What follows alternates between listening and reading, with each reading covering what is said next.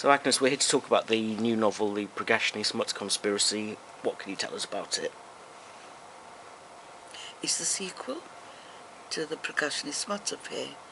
That ended when she was frustrated with the submission of a doctoral thesis. And this begins with the conspiracy, begins with a return to South Africa. And she's dealing with quite a number of things, obviously with the fact that of what happened in the Pragashini-Smuts Affair with the arranged marriage when she was underage, and the fact that she's had to free herself basically from all of that. And now she's on the way back to South Africa, and she's decided not to tell anyone that she's returning.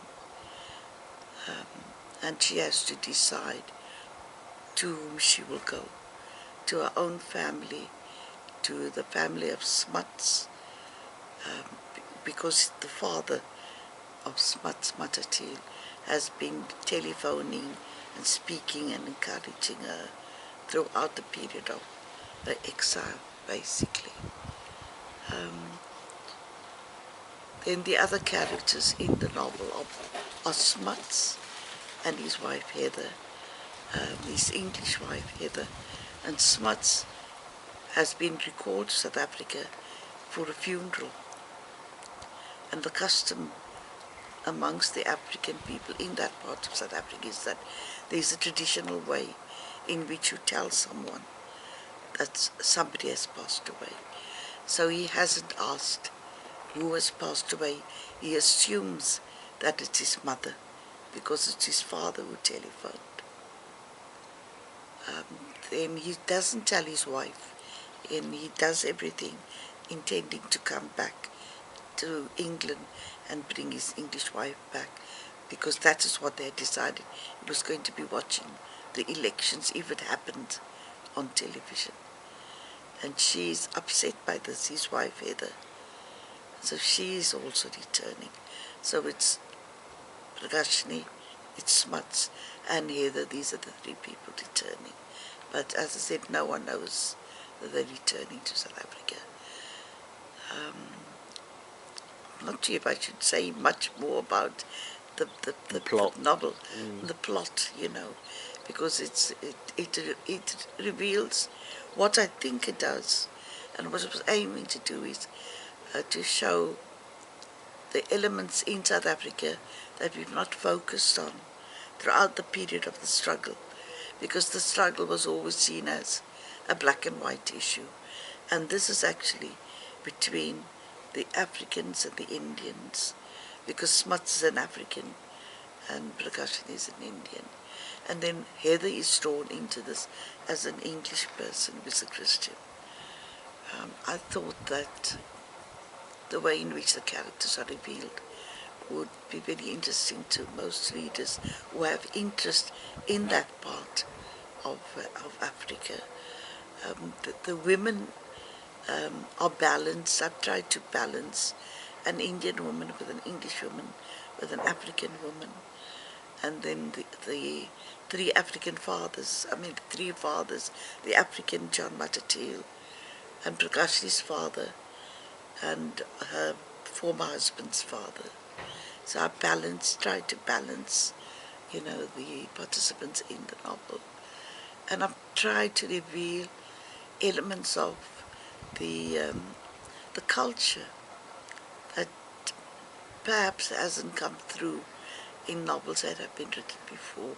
I've tried to include the elements from the Hindu culture, from the traditional African culture, and obviously when Heather enters the Christian perspective of many things that people don't know take place in South Africa.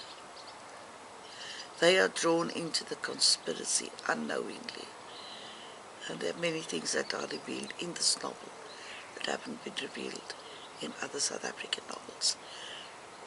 I hope that people in this country, in Britain especially, who have shown a lack of interest in African writers, will consider reading both the Pragashini-Smuts Affair and the Pragashini-Smuts Conspiracy. I understand that there was some research done some time ago amongst readers in this country. There was some controversy over the exclusion of a major African writer, Chinua Achebe, and a major African American writer, James Baldwin, from a list that was being republished. And the response from the readers in this country was that they have no interest in African writers. And I hope that this novel will spark some interest in what I consider to be some very beautiful writing coming from Africa that fell under the African Writer series. So we're sat in your garden here in York. What are you working on now? What's your next project? Do you know, quite some time ago, I'd written a play for the television. It was a television script which I submitted to, I think it was Pebble Mill. Well, anyway, it was in BBC Midlands. They were very kind to me, and they wrote and suggested I send it to the BBC script unit down in London. And they have this spiel that whenever you read, they said we received 10,000 or I'm not sure how many 100,000 scripts, and they read them all, and they invite 10 people to speak to them, to meet them. And I was very lucky. I was one of the 10. But unfortunately, I had no literary agent, and I didn't have a friend to accompany me. And when I went down to London, I went down very, very unrehearsed. And I was really, I would say, gobsmacked to be met by the two script readers who had read the script, but also a South African who I didn't know. And I know most, South African writers in exile. I have family and friends who were on Robben Island, prisoners with Nelson Mandela. I have a niece who was in Baltimore prison when she was about 15 years old. So it was really intimidating for me to meet up with this person at the BBC, and I thought it was really insensitive of them to do that to me. There were other elements to that I might include in the script, but the script went around to the BBC World Service because the BBC didn't produce it. The script didn't produce it. It went to the World Service, it went to people at BBC Radio 4, and they commissioned me to adapt it, the television script for radio, and it was later broadcast as a Monday play, when they had Monday plays, because now I think those are much changed. So it was broadcast as BBC Radio Monday play. It's a 90-minute play, and I'm now thinking of, in fact I'm not thinking, I'm halfway through putting it into a book format. I'm hoping that schools in South Africa would consider using it as a script, a play script. And what's the title of this play? Oh, didn't I say? I don't think so. It's called Dora. And when do you think that will be published? I'm hoping it will come out in a month, month's time, 6 weeks' time. So we'll have the conspiracy, and then we'll have Dora, and I'm hoping to bring out. I have been blogging on my website about African literature, and I understand that F.R. Leavis did the great tradition in African literature, and on my blog I've written about the fact that we cannot expect as African writers to be part of the British great tradition because they write within the history of their literature, which comes down from Anglo-Saxon, medieval English, and things like that. And I think they exclude Irish writers like James Joyce and people like that.